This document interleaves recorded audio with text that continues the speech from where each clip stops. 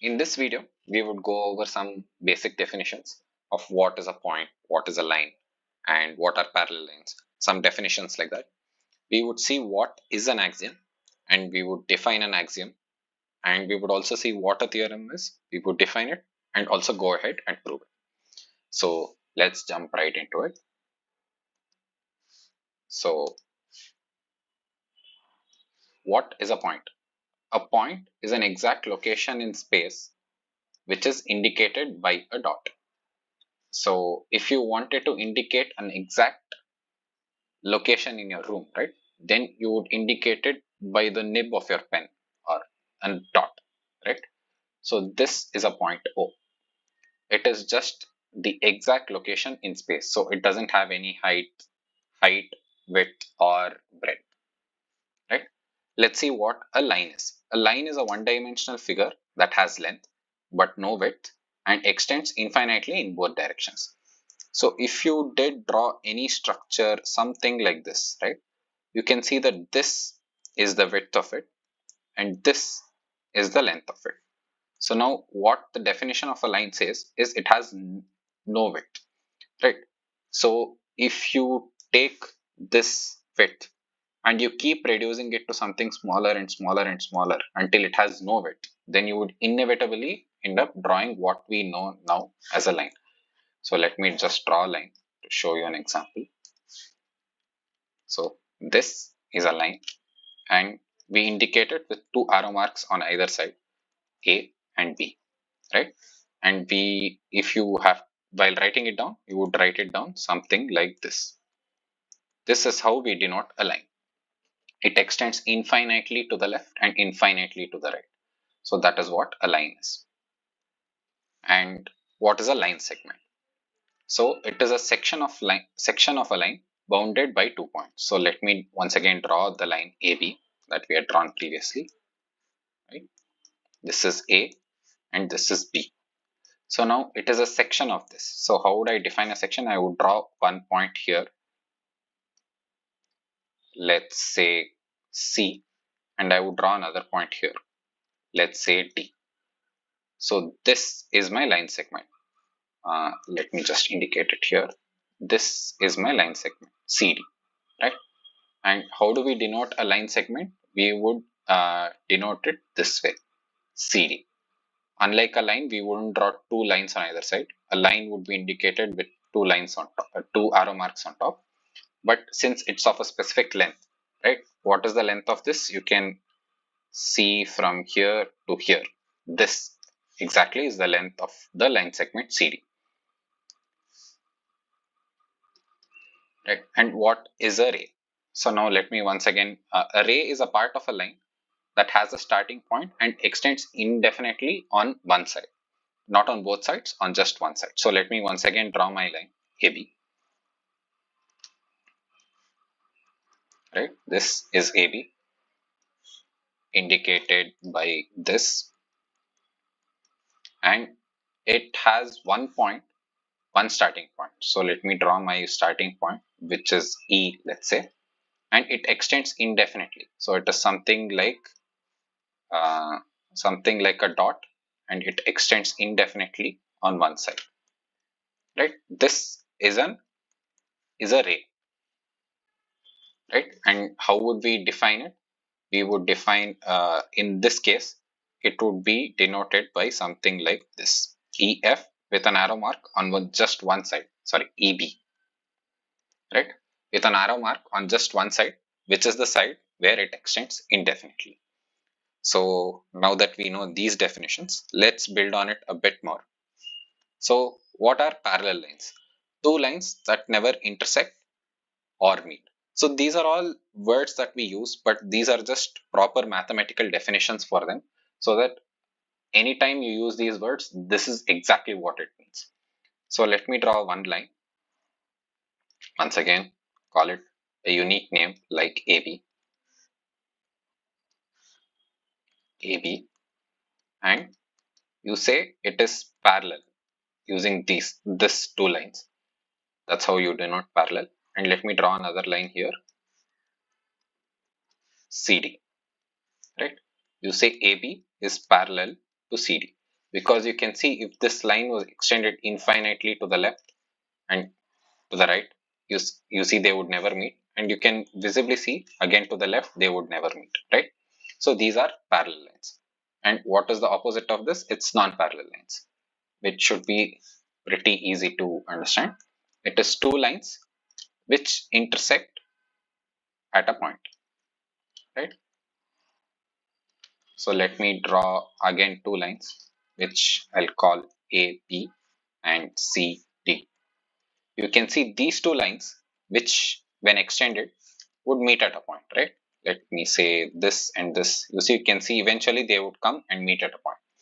And hence these are non-parallel lines, right? So these are all the definitions we know. We know the definition of a point. We know the definition of a line segment, a ray, and parallel lines. So now let's see what an axiom is. An axiom is a mathematical statement that is self-evident and accepted without a proof. Right? In mathematics, what do we do?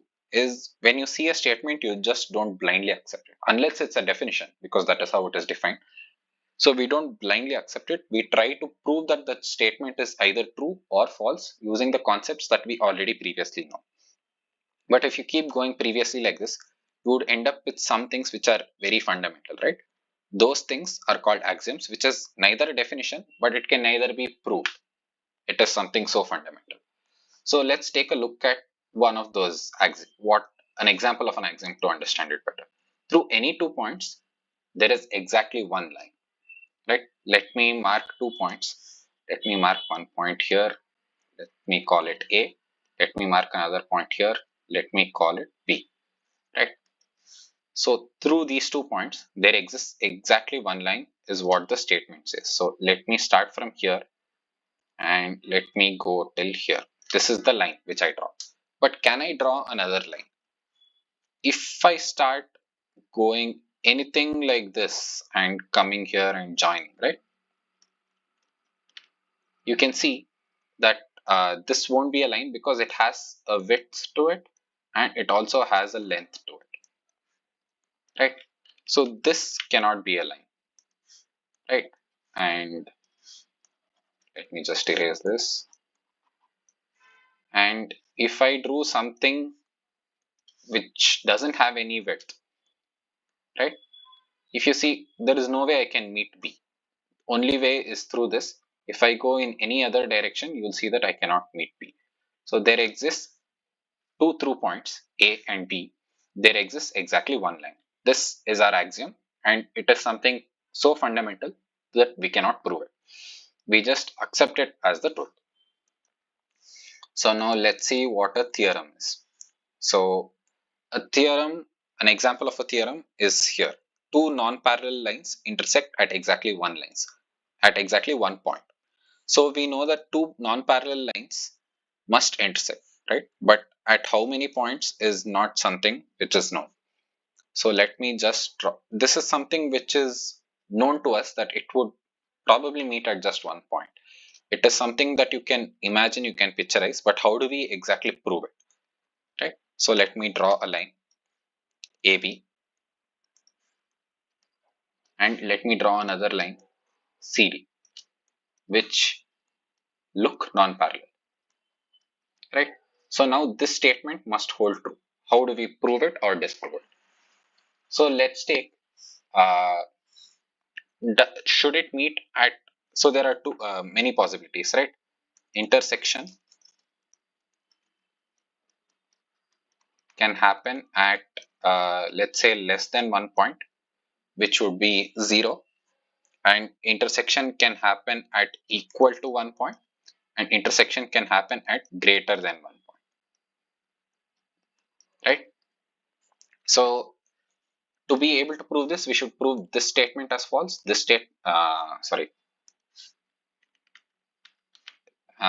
statement as false, this as true, and this as false, right? And there are only these three possibilities. So what approach I can take is I can prove that this is false and this is false, which inevitably leads to equal to 1 being the truth, right? So now how do we go about it? So can it intersect at less than 1 point? by the very definition of it, right? Two non-parallel lines have to intersect. So if it intersects, there creates at least one point. So now we know, so by the basic definition of non-parallel line itself, we know that intersection happens at one or more points. So this part is done, right? It intersects at, it cannot intersect at less than one point, because then it would be a parallel line. So now let's take this case that it intersects at greater than one point. So let's assume it intersects at two or more points. So let's take a sample where it intersects at 2 points. E is a point where it intersects. F is another point where it intersects. So now, since AB and CD intersect at these 2 points, right? AB must pass through E, and similarly CD must also, AB must pass through E and through F. Because if it intersects CD, it means AB also passes through that point. So through E and F, we have a line passing, which is AB, right? And similarly, you can see if CD intersects AB at these 2 points, E and F, then through the points E and F, right, there is another line passing, which is CD. But as we have already previously seen, through any 2 points, there can exist only one line passing through it. So this must mean either A line is equal to CD line, which is not true, right? Because we have defined them as two non-parallel lines. So inevitably, our initial assumption that it can pass through more than one point is wrong, right? So now we have ended up proving that it cannot pass through lesser than one point, or it cannot pass through greater than one point, which inevitably leads us to the conclusion that the intersection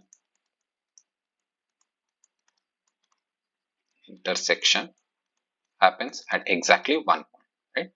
This is what we intended to prove, and this is what we have proved. So that is it for this video. Uh, Kindly drop any feedback that you would like for me to, so that I can start doing my videos better, so that you would also have a better understanding of these concepts. Thank you.